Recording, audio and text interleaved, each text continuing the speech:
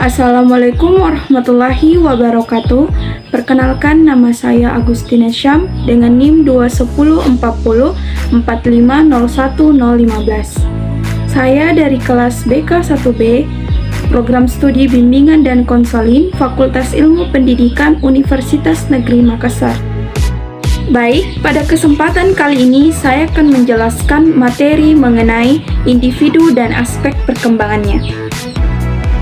A. Pengertian perkembangan. Perkembangan adalah perubahan yang progresif dan kontinu atau berkesinambungan dalam diri individu mulai ia dilahirkan sampai ia mati. B. Prinsip-prinsip perkembangan. Prinsip-prinsip perkembangan terbagi atas 6, yaitu yang pertama, perkembangan merupakan proses yang tidak pernah berhenti atau never ending process. Artinya, manusia secara terus-menerus berkembang dipengaruhi oleh pengalaman atau belajar. Yang kedua, semua aspek perkembangan saling memengaruhi. Artinya, setiap aspek perkembangan individu, baik itu fisik, emosi, inteligensi, maupun sosial, saling memengaruhi jika salah satu aspek tersebut tidak ada. Yang ketiga, perkembangan itu mengikuti pola atau arah tertentu. Artinya, perkembangan terjadi secara teratur, sehingga hasil perkembangan dari tahap sebelumnya yang merupakan prasyarat bagi perkembangan selanjutnya. Yang keempat, perkembangan terjadi pada tempo yang berlainan. Perkembangan fisik dan mental mencapai kematangannya pada waktu dan tempo yang berbeda. Ada yang cepat dan ada pula yang lambat. Yang kelima, setiap fase perkembangan mempunyai ciri khas. Yang keenam, setiap individu yang normal akan mengalami tahapan atau fase perkembangan. Prinsip ini berarti bahwa dalam menjalani hidupnya yang normal dan berusia panjang, individu akan mengalami fase-fase perkembangan. C. Fase-fase perkembangan individu.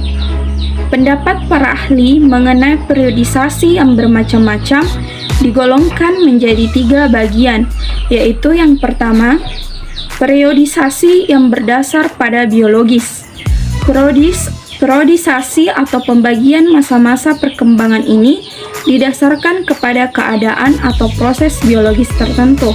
Pembagian Aristoteles didasarkan atas gejala pertumbuhan jasmani, yaitu antara fase 1 dan fase kedua dibatasi oleh pergantian gigi, antara fase kedua dengan fase ketiga ditandai dengan mulai bekerjanya kelenjar kelengkapan kelamin. Yang kedua, periodisasi yang berdasar psikologis. Tokoh utama yang mendasarkan periodisasi ini kepada keadaan psikologis ialah Oswald Crouch. Beliau menjadikan masa-masa kegoncangan sebagai dasar pembagian masa-masa perkembangan, karena beliau yakin bahwa masa kegoncangan inilah yang merupakan keadaan psikologis yang khas dan dialami oleh setiap anak dalam masa perkembangannya. Yang ketiga, periodisasi yang berdasar didaktis.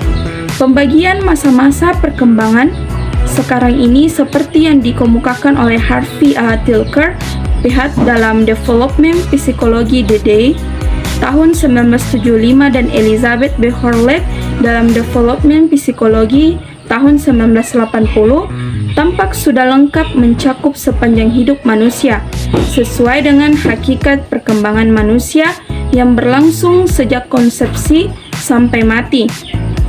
Dengan pembagian periodisasian sebagai berikut. Yang pertama, masa sebelum lahir atau prenatal period. Yang kedua, masa bayi baru lahir. Yang ketiga, masa bayi. Yang keempat, masa kanak-kanak awal. Yang kelima, masa kanak-kanak akhir. Yang keenam, masa puber atau puberti. Yang ketujuh, masa dewasa awal. Yang kedelapan, masa dewasa madya atau tengah. Dan yang kesembilan, masa usia lanjut. Baik, itu dari saya. Terima kasih atas perhatiannya. Wassalamualaikum warahmatullahi wabarakatuh.